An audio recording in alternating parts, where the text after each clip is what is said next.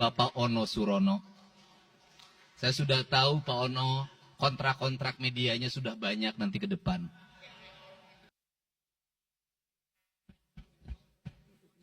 Assalamualaikum warahmatullahi wabarakatuh. Sampurasun. Yang saya hormati Ketua DPRD Provinsi Jawa Barat yang mulia Bapak Buki Wibawa, para wakil ketua Bapak Iwan Suryawan, ini tokoh politisi yang begitu kalem saat ada interupsi. Bapak MK Iswara, ini politisi yang tampan selamanya tapi tidak pernah nakal. Dan tokoh spektakuler kita yang sangat populer di antara politisi DPRD Provinsi Jawa Barat, Bapak Ono Surono. Saya sudah tahu Pak Ono, kontrak-kontrak medianya sudah banyak nanti ke depan. Kemudian juga Bapak ini sebentar lagi akan berangkat haji, Bapak Kiai Haji Acep Jamaluddin. Terima kasih. Seluruh anggota DPRD Provinsi Jawa Barat, para ketua fraksi, para ketua komisi, dan saya mengucapkan terima kasih atas berbagai otokritik yang dilakukan, baik secara langsung maupun lewat media, baik media massa maupun media elektronik. Dan itu menunjukkan bahwa di Provinsi Jawa Barat ada terjadi dinamika politik yang luar biasa. Semua orang memiliki concern pada hal yang menjadi tujuan kita, mewujudkan Jawa Barat istimewa dengan berbagai cara. Tugas DPR adalah bicara, itulah tugas DPR. Jadi kalau tidak bicara, mungkin DPRD dianggap tidak ada. Saya ucapkan terima kasih atas otokritiknya. Sekretaris Daerah Provinsi Jawa Barat, kemudian yang mewakili Pangdam 3 Siliwangi, yang mewakili Kapolda Jabar, yang mewakili Kejaksaan Tinggi Jawa Barat, dan khusus untuk Kejaksaan Tinggi Jawa Barat, saya sampaikan ucapan terima kasih, rasa hormat yang tinggi kepada Kejaksaan Agung Republik Indonesia atas tindakannya melakukan penahanan dan mentersangkakan Direktur Utama PT Sritek dan salah satu mantan pejabat BJB yang sudah resign atas kasus dugaan penyimpangan kredit, yaitu menyampaikan kredit ke Bank Jabar, mudah-mudahan tidak salah, kalau salah dikoreksi, sekitar 600 miliar rupiah tanpa agunan yang memadai. Dan ini langkah taktis, dan pemerintah Provinsi Jawa Barat melalui RUPS-nya sudah melakukan koreksi dan perubahan secara total sehingga peristiwa ini tidak akan mempengaruhi kinerja BJB. Saya ucapkan terima kasih. Dan semoga peristiwa ini tidak terjadi lagi di masa yang akan datang. Kemudian yang hormati para staf ahli, para asisten, para kepala perangkat daerah Provinsi Jawa Barat. Yang pertama, forum ini adalah forum kebahagiaan. Ada yang berbahagia hari ini, yaitu seluruh warga Jawa Barat, di mana kita bisa menyelesaikan dua agenda, yaitu agenda pengesahan raperda tentang investasi dan agenda tentang pengesahan hasil dari LKPJ. Seluruh rakyat Jawa Barat bergembira karena rencana kita dalam melaksanakan pembangunan akan berjalan dengan cepat. Tetapi barangkali para media sangat kecewa. Karena hari ini tidak kejutan-kejutan lagi sehingga viewernya mungkin agak menurun hari ini. Tetapi kita harus berkorban demi kepentingan rakyat Jawa Barat. Kita kesampingkan viewer, kita kesampingkan komen, kita utamakan kepentingan rakyat Jawa Barat. Sebenarnya konsep pidatonya sudah ada, tetapi saya mencoba menyatukannya. Yang pertama adalah bahwa kita bicara tadi tentang berbagai rekomendasi. Dan rekomendasi itu juga termasuk di dalamnya disahkannya raperda tentang investasi yang sebentar lagi menjadi perda. Apa sih yang menjadi rekomendasi? Rekomendasi pertama adalah angka kemiskinan yang masih tinggi di Jawa Barat. Tetapi saya usul pada Pak Ketua, ke depan kalau LKPJ sebaiknya para bupati wali kota diundang di seluruh Jawa Barat. Karena Jawa Barat itu pertanggungjawabannya bukan di OPD Jawa Barat. Tetapi seluruh kinerja pembangunan itu ada di Pemkab dan Pemkot, serta ada di pemerintah desa. Jawa Barat tidak memiliki rakyat yang terkelola secara langsung karena seluruh pengelolaannya ada di pemerintah kabupaten kota dan pemerintahan desa. Dan saya mohon nanti dipaparkan kemiskinan yang paling tinggi dalam perspektif BPS, dalam perspektif LKPJ dan analisisnya itu di kabupaten mana, bila perlu sampai di desa mana. Kemudian angka investasi tertinggi di kabupaten mana, angka investasi terendah di kabupaten mana, infrastruktur yang berproblem di kabupaten di mana, sehingga semuanya terpetakan dengan baik, sehingga nanti kita bisa mengorkestrasi antara pembangunan Provinsi Jawa Barat, pembangunan kabupaten kota, dan pembangunan desa secara bersama-sama dan berkeadilan. Kemudian yang kedua, bahwa investasi ini menjadi aspek yang utama dalam kinerja pembangunan Provinsi Jawa Barat hari ini. Kenapa? Karena satu, angka kemiskinan kita masih tinggi.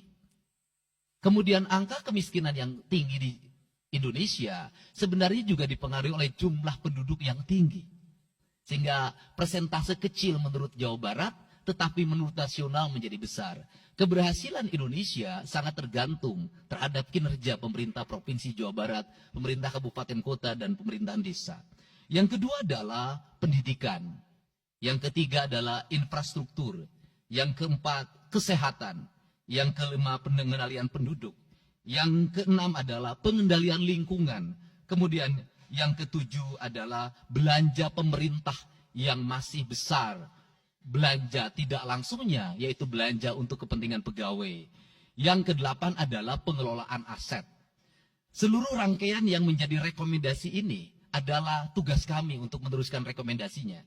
Tetapi yakinlah bahwa apa yang kami lakukan selama ini, langkah-langkah yang seringkali kontroversi, langkah-langkah yang seringkali dianggap one man show, langkah-langkah yang seringkali dianggap terlalu sendiri dan terlalu konten, sesungguhnya adalah langkah-langkah menyelesaikan ini semua. Saya memberikan contoh. Kalau saya melakukan operasi terhadap penutupan galian C, penutupan areal-areal pelanggaran terhadap lingkungan, kalau saya mengkoordinasikan terlebih dahulu dengan jajaran saya, bisa jadi operasi saya gagal. Kenapa?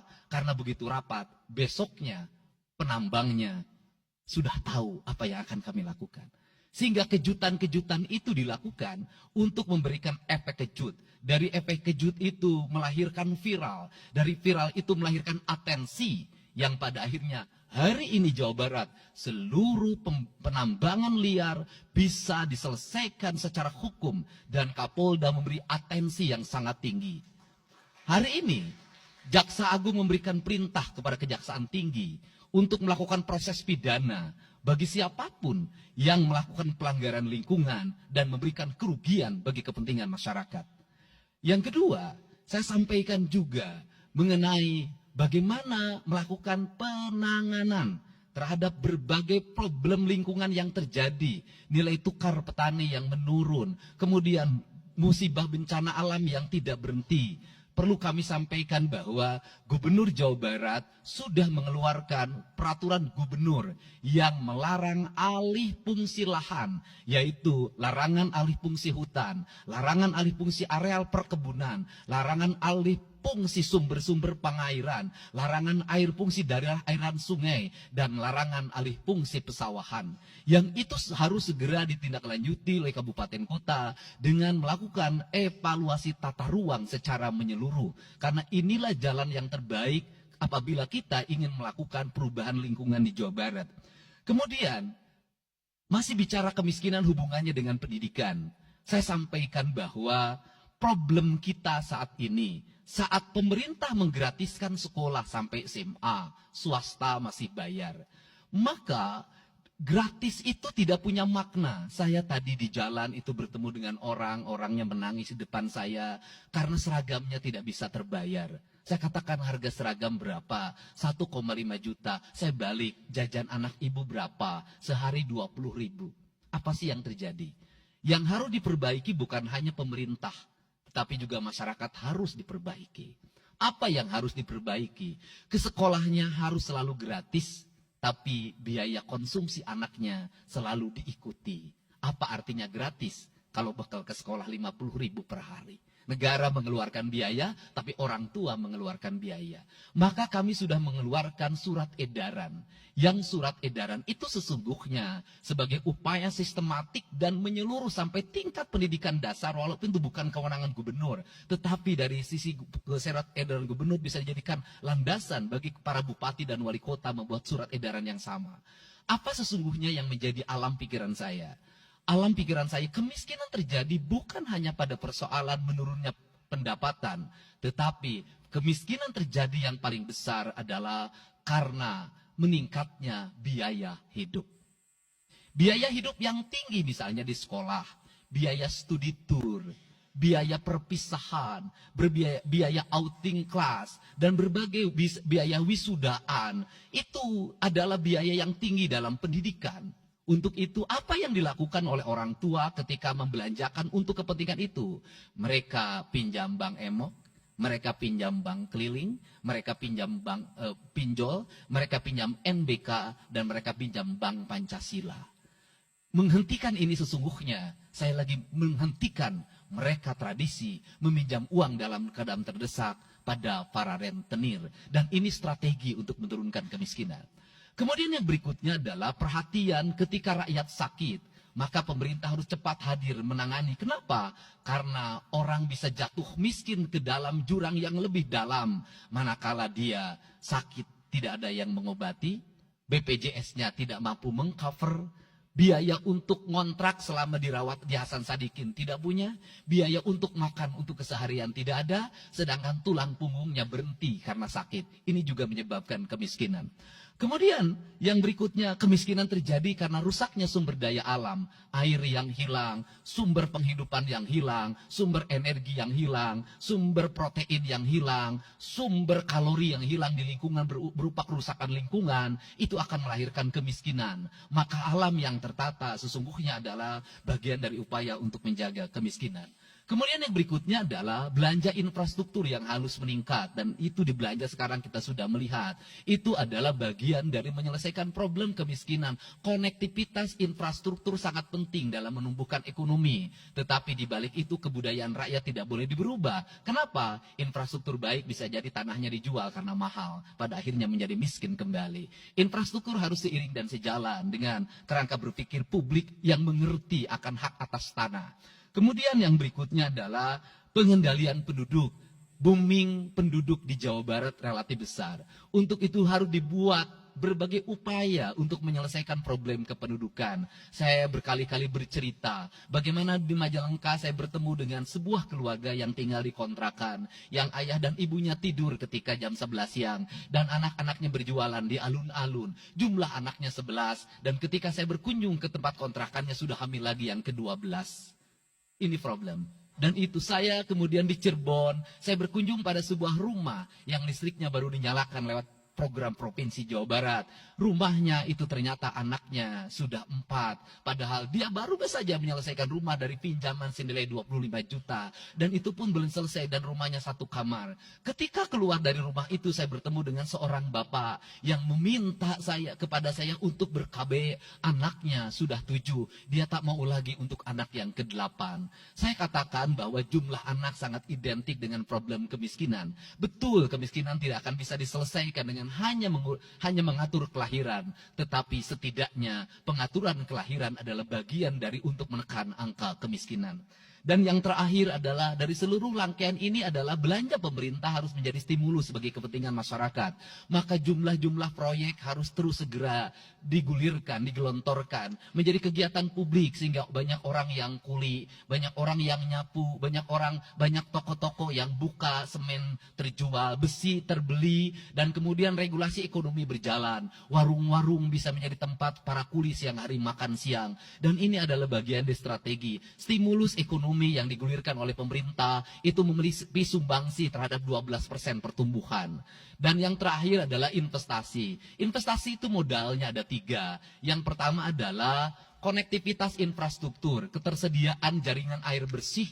Kita jujur hari ini saya sampaikan ke DPRD, Banyak perusahaan-perusahaan yang masih menggunakan air bawah tanah tapi tidak berizin. Bayar pajak tidak, jalan terus. Karena kalau dihentikan mereka pabriknya berhenti. Setelah itu apa? Mereka menjadi objek pemerasan beberapa pihak dalam setiap bulan. Karena dianggap melanggar perda. Tetapi kalau juga mereka dihentikan, maka pabrik itu berhenti. Dilema itu harus segera diselesaikan. Caranya bagaimana? Caranya adalah pemerintah provinsi melalui Bapeda hari ini harus segera merancang daerah-daerah yang menjadi kawasan industri harus dibangun fasilitas infrastruktur jaringan air bersih dalam bentuk investasi pemerintah sehingga nanti dikoneksikan dengan PAM-PAM atau PDAM di setiap kabupaten kota secara terkoneksi. Dan ini jalan bagi kita menyelamatkan lingkungan dan mendorong pertumbuhan PDAM di setiap kabupaten kota. Karena apa? Karena angka pembayaran yang dilakukan oleh industri jauh lebih baik dibanding angka rumah tangga dan angka-angka layanan sosial lainnya. Itu yang pertama. Yang kedua adalah tumbuhnya iklim investasi di mana masyarakat merasa nyaman. Investor merasa nyaman ketika perizinannya cepat. Saya memberitahukan ya bahwa di Indramayu ada pabrik sepatu yang selama 2 tahun tidak mau buka hanya karena perizinan lingkungan hidupnya belum kelar. Saya ngambil langkah pasang badan, lakukan pembangunan karena itu menyerap 8.000 tenaga kerja. Kemudian di Cirebon juga seperti itu. Banyak perizinan yang menggantung bertahun-tahun. Hari ini saya janjikan dalam 1 bulan ini seluruh perizinan di Jawa Barat tuntas dan selesai.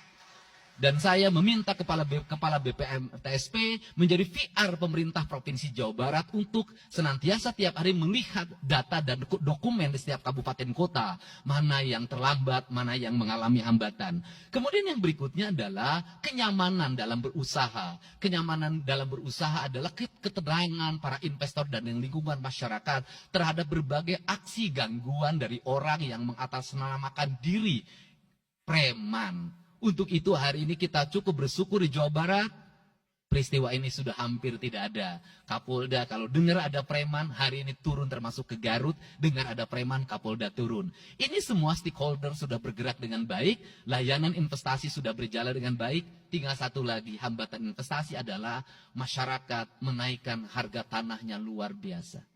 Kasus BYD, kenapa mengalami hambatan sekitar 20 hektar, masih belum terbebaskan. Karena rakyatnya hari ini meminta 3 juta rupiah per meter. Padahal di situ dulu 150.000, itu pun jarang yang beli. Ini problem kita. Apa peran gubernur saya sampaikan? Peran gubernur bukan hanya mendorong bagaimana investasi berjalan melalui mekanisme administratif. Saya sampai turun untuk mijitin orang yang jual agar mau jual. Dan sudah ada beberapa yang berhasil saya rayu, saya dekati dengan harga. Itu pun tidak terlalu rendah harganya, 1,1 juta. Itu sudah paling murah. Ini yang terjadi di Jawa Barat hari ini. Tidak mudah mengelola sebuah wilayah yang begitu luas. Tidak mudah mengelola sebuah daerah yang kabupaten kotanya sudah otonom. Diperlukan pendekatan-pendekatan seorang ayah pada anak-anaknya. Sehingga hari ini saya di Provinsi Jawa Barat, saya tidak memposisikan gubernur. Saya kadang memposisikan menjadi ketua RT. Saya kadang memposisikan menjadi ketua RW. Saya kadang memposisikan menjadi kepala desa. Kenapa? Karena warga ini perlu disentuh dengan pendekatan emosional. Pendekatan emosional yang kebapaan, bukan pendekatan struktural. Untuk itu saya yakin bahwa forum ini adalah forum kebahagiaan bagi kita semua. Kita sudah bisa menyelesaikan 2 agenda besar. Semoga ini menjadi kado terindah bagi masyarakat Jawa Barat. Insya Allah kami akan menjalankan pemerintahan dengan baik. Apa yang kami susun, apa yang kami rancang, dan apa yang kami kerjakan adalah semuanya kami dedikasikan untuk kepentingan masyarakat Jawa Barat. Yang terakhir kami sampaikan juga bahwa kami kemarin sudah melapas 273 anak-anak yang mengikuti pendidikan di Dodi Krindam 3 Siliwangi. Hasilnya bisa dilihat secara terbuka di berbagai tayangan. Air mata tidak akan bisa membohongi kejujuran rakyat dan anak-anak itu. Dan saya sampaikan, hari ini ada 13 orang anak yang tinggal di rumah dinas gubernur. Pada saat yang lain orang tuanya datang menjemputnya, dia menangis. Tak ada satupun orang tuanya yang datang. Seorang menjadi anak yang terbuang. Dan akhirnya saya memutuskan mereka untuk sekolah di Bandung dan tinggal bersama gubernur Jawa Barat. Ini cara kita menyelesaikan. Saya ucapkan terima kasih pada semuanya. Semoga kebahagiaan menyertai kita semua. Dan saya yakin setelah kegiatan ini kita akan walk out secara bersama-sama. Wallahu muwaffiq ila aqwamit thoriq. Assalamualaikum warahmatullahi wabarakatuh. Sampurasun. Sekali merdeka tetap walk out secara bersama-sama.